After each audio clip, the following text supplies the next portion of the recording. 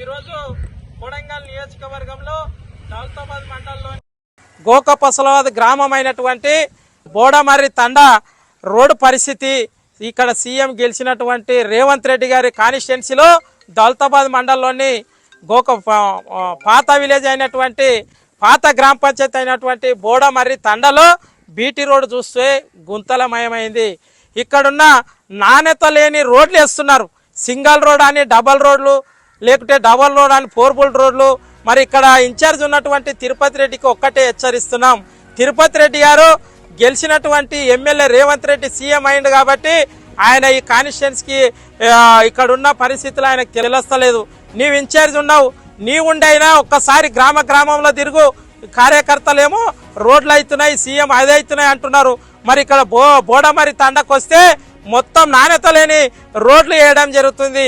రేవంత్ రెడ్డి ఒక్కసారి మీ కాంట్రాక్టర్లకు కమిషన్ల కోసం కకృతి పడి మా యొక్క ప్రాంతంలో ఉన్న ఊర్లకు మాకు లేక సీఎం అయిన తర్వాత ఒక బీటీ రోడ్ వచ్చిందని కార్యకర్తలు సంతోషిస్తే ఇక్కడ ఉన్ని ఏదో తూతూ మంత్రంగా అధ్వానంగా ఉంది. మొత్తం ఎర్రమట్టితోన కల్వట్లు కడుతున్నారు, ఇసుక లేకుండా. అదేవిధంగా భూసతోన కల్వట్లు నిర్మించడం జరుగుతుంది. రేవంత్ రెడ్డి నువ్వు కాన్స్టిట్యున్సీ తిరుగు. ప్రతి ఏదైతే ఎలక్షన్ వస్తేనే కాదు, ఇప్పుడు అభివృద్ధి చేస్తా అంటున్నావు.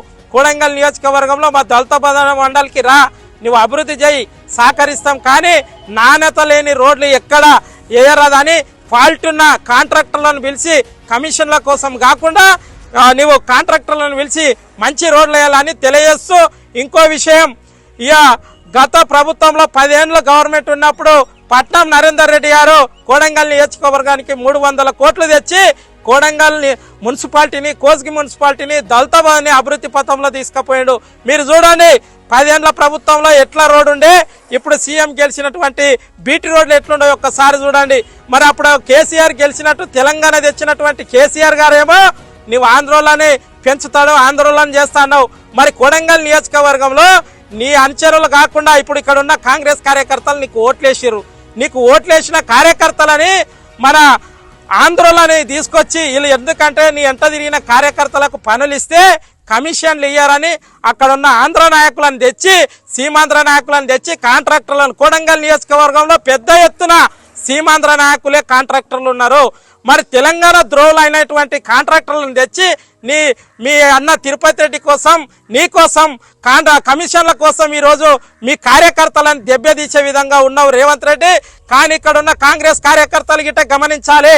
పార్టీలు ఏమైనా ప్రాంతాలు అభివృద్ధి చేసుకుందామన్నారు, మరి మీ సీఎం గారు మీకు రోడ్లు ఇస్తున్నారా? మరి తిరుపతి రెడ్డి గారు కమిషన్ల కోసం ఆంధ్రలోని తీసుకొచ్చి ఆయన క్రషర్ మిషన్లు కానీ, రోడ్ కాంట్రాక్టర్లు కానీ పార్ట్నర్లు ఉండి కమిషన్లు తీసుకుంటూ కొడంగల్ నియోజకవర్గం మా దౌలతాబాద్ మండలంలో నాణ్యత లేని రోడ్లు వేస్తున్నారు. కాబట్టి ఖబర్దార్ రేవంత్ రెడ్డి, ఖబర్దార్ తిరుపతి రెడ్డి అని హెచ్చరిస్తున్నాం.